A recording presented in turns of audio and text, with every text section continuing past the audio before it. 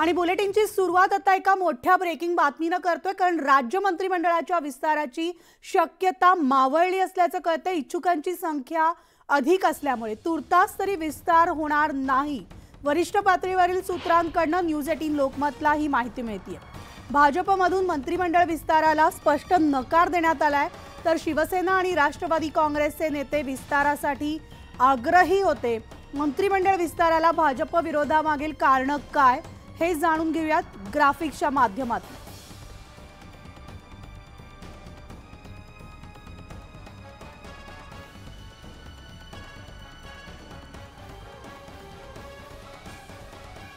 आणि याविषयीचे अपडेट जाणून घेण्यासाठी थेट जाऊयात। आमचे प्रतिनिधी तुषार उपनवार आपल्या सोबत आहेत। तुषार, मंत्रिमंडळ विस्ताराची शक्यता मावळली आहे, इच्छुकांची संख्या अधिक असल्यामुळे हा विस्तार होणार नाही असं कळतंय, काय अपडेट्स?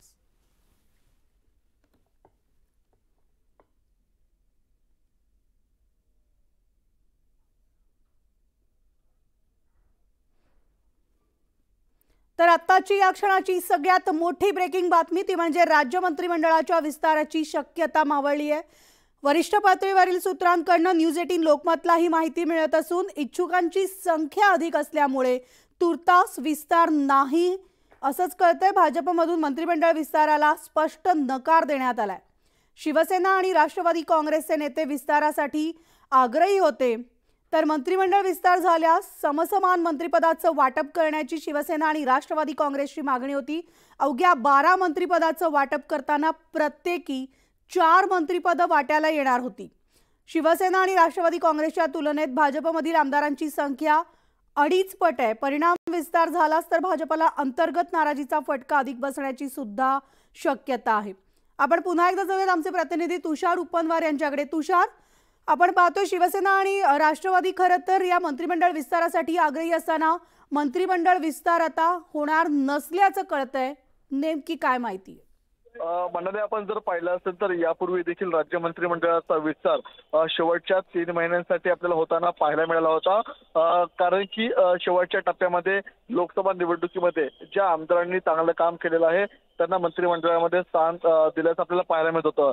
आता देखील राज्य मंत्रिमंडळाचा विस्तार होईल अशी शक्यता होती। राष्ट्रवादी आणि शिवसेना या दोन्ही पक्षांकडून राज्य मंत्रिमंडळाच्या विस्तारासाठी कोण कोण नावं चर्चित आहे हे देखील न्यूज 18 लोकमतने दाखवलं होतं। मात्र आता विस्तारासाठी फक्त 12 मंत्रिपद आहेत आणि 12 मंत्रिपद असताना जर समसमान या ठिकाणी मंत्रिपद वाटप करायचं असेल तर या ठिकाणी 4 जागा या राष्ट्रवादीसाठी, 4 जागा शिवसेनेसाठी आणि 4 जागा या भाजपासाठी येऊ शकतात। मात्र भाजपामध्ये इच्छुकांची संख्या जास्त आहे, भाजपामध्ये आमदारांची संख्या जास्त आहे, त्यामुळे नेमकी 4 ते 5 जागा कुणाला द्यायच्या याकडे सर्वांचं लक्ष लागलं होतं। त्यामुळे अंतर्गत नाराजी ही मोठ्या प्रमाणात वाढू शकते, म्हणून भाजपच्या वरिष्ठ नेत्यांनी मंत्रिमंडळ विस्ताराला हिरवा कंदील दिला नाही। त्यामुळेच या ठिकाणी मंत्रिमंडळ विस्ताराचं घोडं आडलं, त्यामुळे मंत्रिमंडळ विस्तार होऊ शकला नाही। अन्यथा पावसाळा अधिवेशनाच्या पार्श्वभूमीवरती आज हा मंत्रिमंडळ विस्तार होण्याची दाट शक्यता होती। स्वतः मुख्यमंत्री एकनाथ शिंदे, उपमुख्यमंत्री देवेंद्र फडणवीस यांची दिल्लीवारी देखील झाली होती। मात्र लोकसभा निवडणुकीमध्ये ज्या प्रकारे भाजपला मोठा फटका बसला होता आणि त्यानंतर